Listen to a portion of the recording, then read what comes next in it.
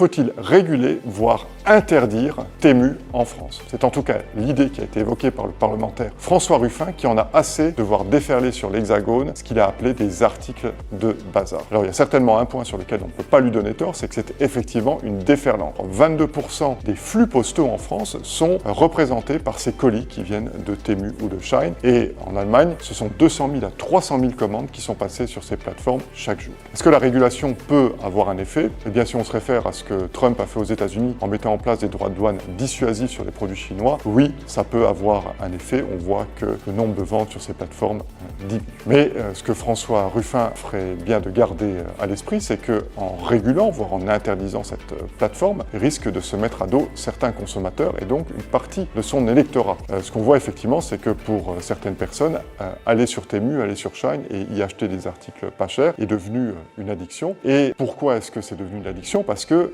d'après un récent sondage, 95% des clients sont satisfaits de leur achat. Donc le taux de satisfaction sur Temu, par exemple, est très très élevé et les clients plébiscitent en particulier, c'est assez logique, le rapport qualité-prix des objets qui sont proposés. Donc là où François Ruffin devrait faire particulièrement attention, c'est au retour de flamme par rapport à son électorat. Cette histoire vous a plu, vous voulez d'autres décryptages marketing, rendez-vous sur www.intotheminds.com et si vous voulez participer à nos sondages et être rémunéré, eh bien c'est sur le même site en haut à droite. Merci et à bientôt.